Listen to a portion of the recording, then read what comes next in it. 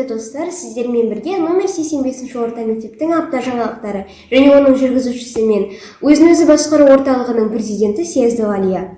Барлығымыз білетіндей, ақпан айының соңғы күндерінде тәмамдап, көктемнің жайма шуақ күндеріне аяқ бастық. Наурыз айының алғашқы күнімен тұспа-тұс келетін 1 наурыз алғыс айту күнімен шын жүректен құттықтаймын. Алғыс айту ол адамның адамға жақсылығы үшін, көмегі үшін және де көңілі үшін айтылатын ризашылығы, сондай-ақ оның істеген ісіне, ойына жоғары баға беруі. Алғыс айтуға кімдер лайық? Ендеше тізімді бірге құрастырайық. Мысалы, анаға өмір сыйлаған үшін, әкеге қорған бола алған үшін, далаға гүлдер мен көк шалғыны үшін, сөзге жанды жылытатын үшін, күнге шуағы мен нұры үшін, суға тіршілік көзі үшін, жерге махаббаты бар болғаны үшін және отқа жылу үшін. Рахмет айта білуіміз маңызды. Ендеше сіздерді осынау айтулы күнде мектебіміздің жаңалықтарымен таныстыра өтейін, бізбен бірге болыңыздар.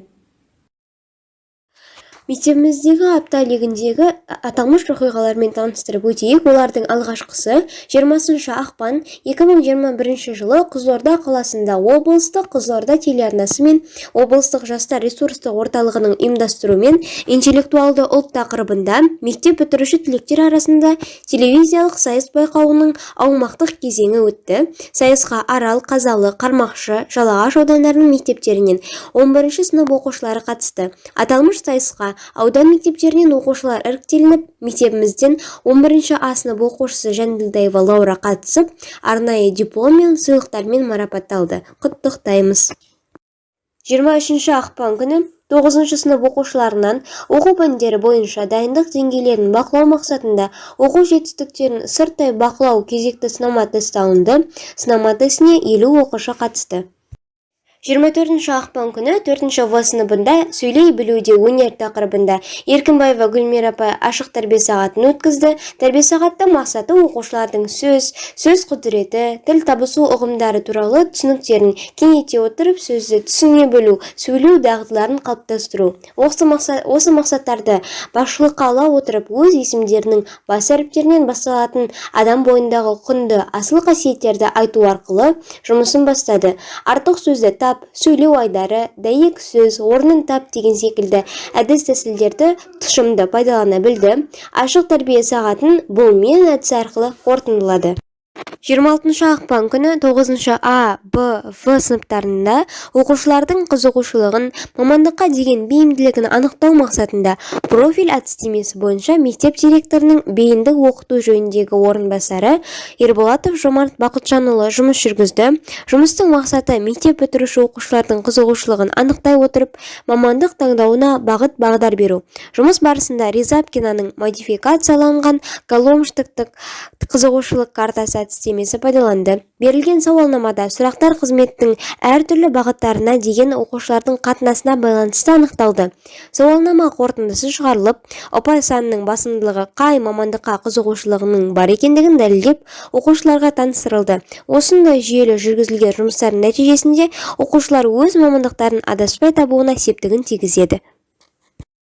Қармақшы ауданы Төретам кенті номері 85 орта мектебінде елбасымыздың болашаққа бағдар рухани жаңғыру бағдарламалық мақаласы аясында 26 ақпан 2021 жылы Коуоркинг орталығының ашылуы өткізілді.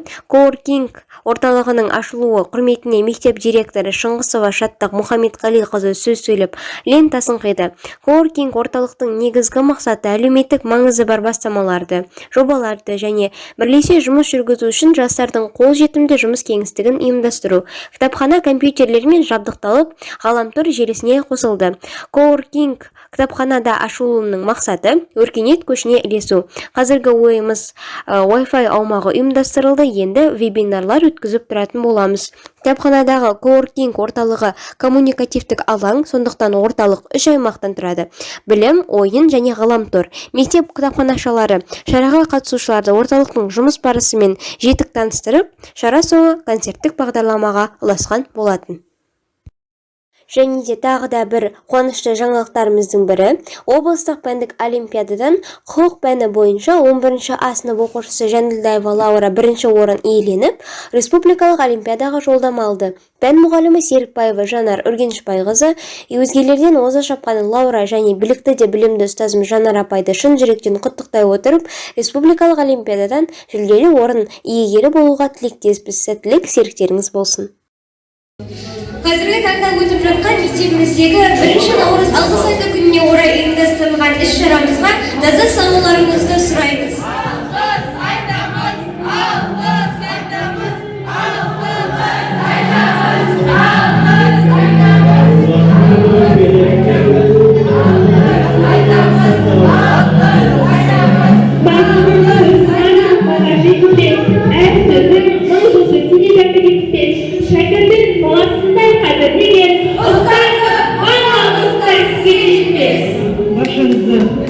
Бүгінгі алғашқы көктем күнінің құттықтауға рұқсат етіңіздер.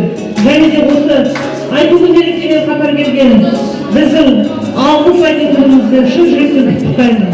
Дегеніміз күнделікті адамның рухани тәрбиесіне үлкен септігін, үлкен байлығын келтіретін дүние екенін ұмытпайық.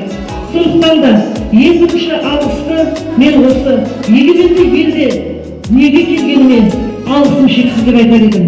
Сонымен қатар осындай Қазақстан Республикасында жақсы ұрпақты тәрбиелеп жатқан әрбір ұстазға алғысым шексіз деп едім. Содан кейін әрине керемет осындай отбасында дүниеге келгеніме алғыс айтар едім. Сондықтан да сіздерге де әрбіріңізге осындай ұжымда бір ауызбіршілікпенен, болатындай ауызбірлікпенен жұмыс жасап, тәрбиелеп жатқан оқушыларыңыз үшін әрбіріңізге алғысым шексіз. Еліміз аман, жұртымыз тыныш болғай.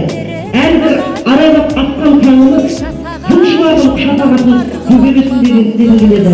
Және де бүгінгі күн көздің шуағындай жайдары, жайлы, кереметтей, көңіл сыйлап, әрқайсыңыздың отбастарыңызға амандық тілеп, ұзақ ғұмыр тілеймін.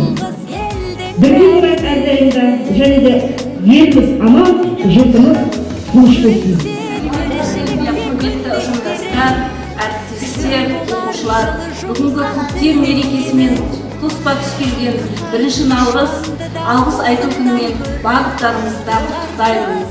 Ең бірінші Аллаға рахмет, одан кейін ата-анаға рахмет, одан кейін бауырларыма, туысқандарыма, достарыма, әріптестеріме, шәкірттеріме, барлықтарыңызға да басым дейіп алғысымды айтамын. Құрметті қазақ халқы, мына бүгінгі көктем мерекесімен қатар келген 1 наурыз алғыс айту күні құтты болсын.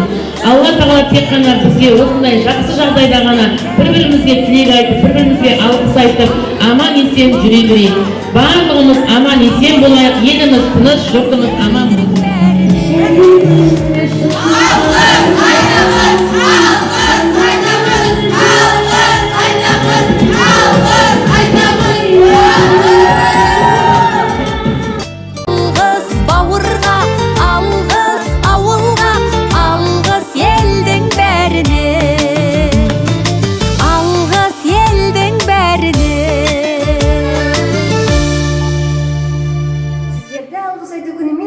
Құттықтаймыз. Осы апта легіндегі жаңалықтар осымен тәмам. Кездескенше.